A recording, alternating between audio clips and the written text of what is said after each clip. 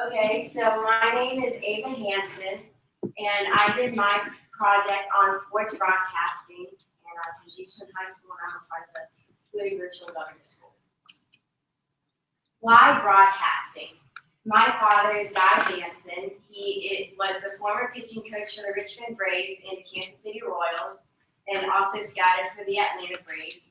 And since I was born, I was at baseball games. Sports have been a golf, and both my sisters play sports. So sports have always been something that we're doing.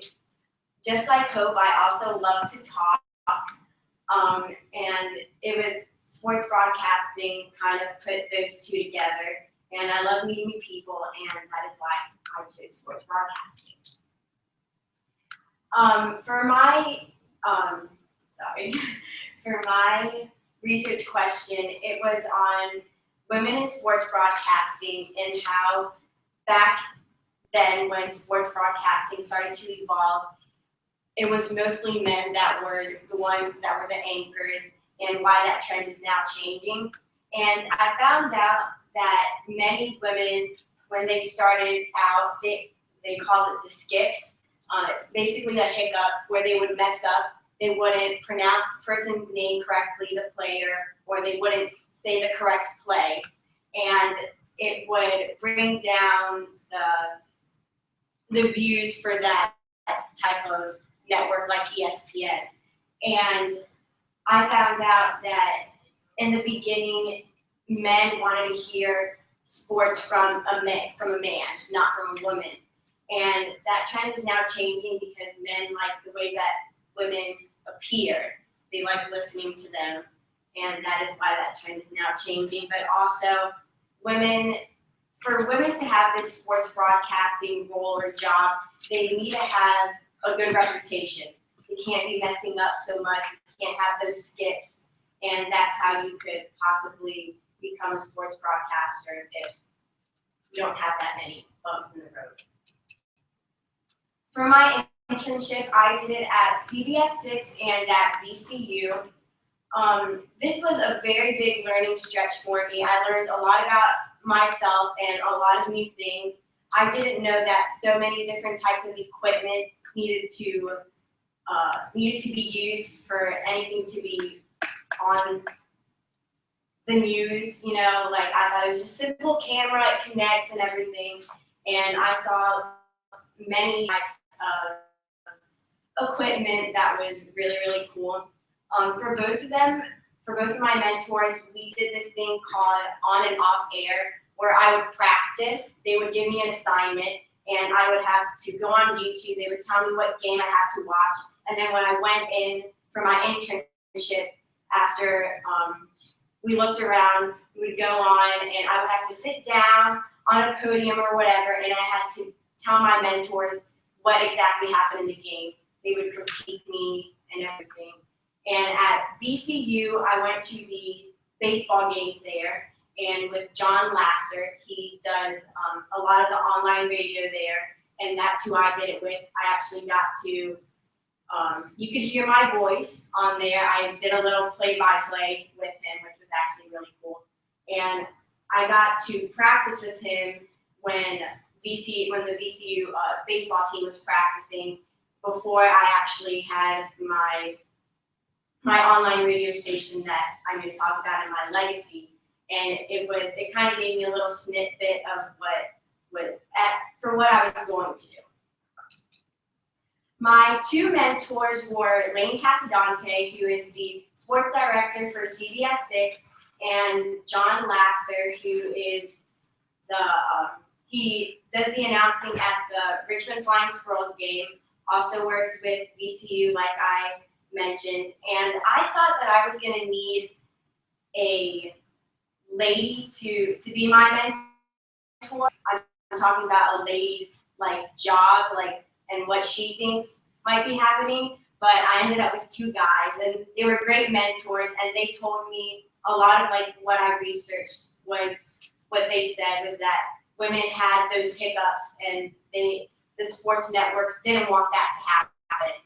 and especially on air or even when they were practicing, and that men liked the way that a woman appeared.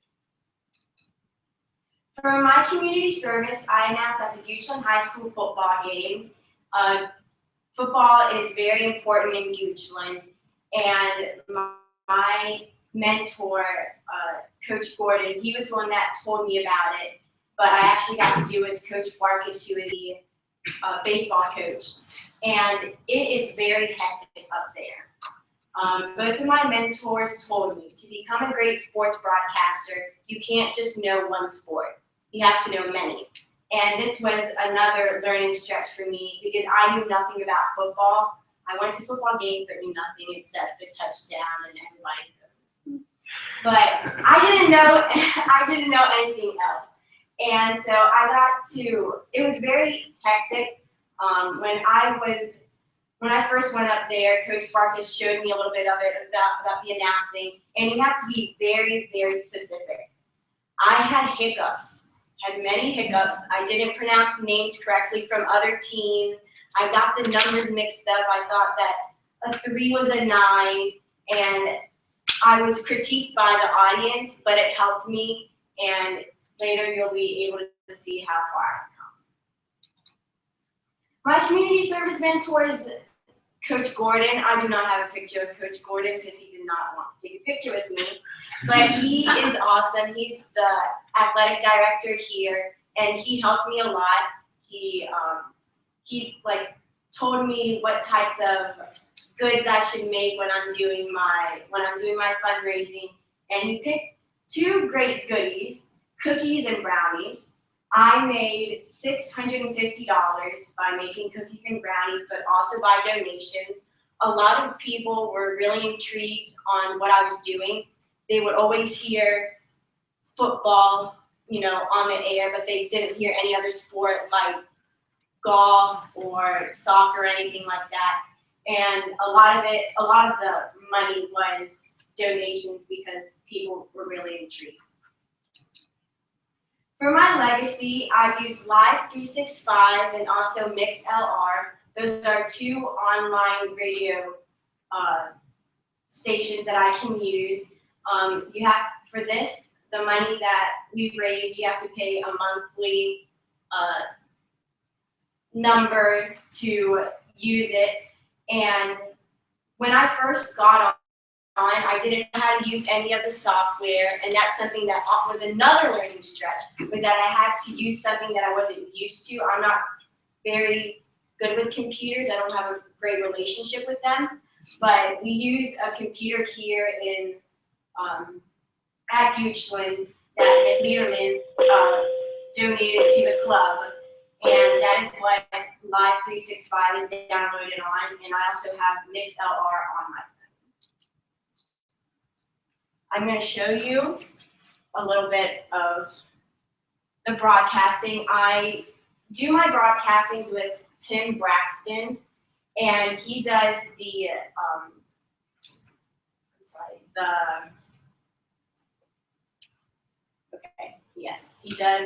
does the book for the baseball team, and you'll be able to listen to him and me.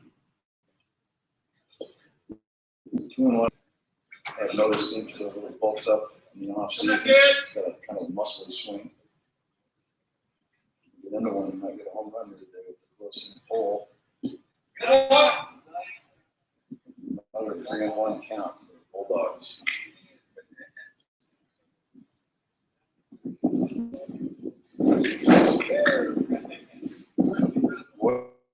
Something. Yeah, I think I got some in my eye. That's color. Gotta get myself some nice sunglasses like yours. Dang, cheap, these prescription ones. And another walk. We now have Mr. Koya at the end of the second. He is been committed to ODU. It's great to hear. That's That's just a little bit of it. And I found out that social media is also important in this because when I first started out, a lot of people, they knew about it, but they didn't know how to get there. And I made a Twitter account. It's called GC15 Sports Live. And about 5 to 10 minutes before I go on air, I tweet and I say, hey, this is the link to go to listen to the baseball game. I found out that this is something that I really love to do. Of course, I need to know more about other sports, not just baseball. But I found out, you heard Mr. Tin say it, color. That's something that I struggled with because I just wanted to say the plays, like this is a strike, this is an out, etc. But people get bored and they don't want to hear like what happened when he was talking about the wind, and I said that I got some into my eye. Like it's something that will entice people to listen. The advice to others is don't chew. You have to plan, like Megan said, and if you don't, then you have all these papers piled up, and it's not a good feeling. Also, when someone says no, don't get discouraged. In the beginning, when I was looking at places to go, even in August, they were just saying no, no, no. And I got really down on myself. But after 10 no's, I got 2 yes. And you just wait and be patient, and something will come up. I was accepted into the schools that I got in. My top 2 were University of Las Vegas, and I will be attending University of Nevada, and I will be doing a double major in law and in communications. And I don't have a question slide, but I have a work slide.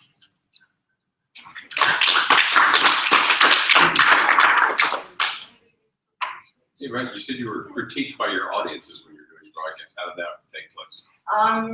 It was just like, I always got critiqued, and that's something that I should have mentioned. Being critiqued is nothing bad. It actually makes you way, way better. And for example, like when I started at the Goochland High School football games, when I would leave the building, when I was walking down, I was the only girl in there. And come up, hey, this is the way that this should be pronounced. My son's number is this number. And when I was hearing that, I was sad because I thought that I did great for the first time, but it really helped me out in the long run. I got way better, and there's always room to adjust. Does your research suggest that only the female broadcasters had those hiccups and skips? Did inexperienced male broadcasters do that too? Or Yeah, were men just more forgiving of the men than they were of the women? Well, in my research, I found out that about 60% of women were the ones making the hiccup. And ESPN did it on one where there was, forgot her name, but she had a hiccup and the views went down very low. And that hurt ESPN because, everyone's watching them. So when someone messes up, then people are going to be like, oh, I don't want to hear another person mess up. And they said that through research that women were the ones that were messing up more than men.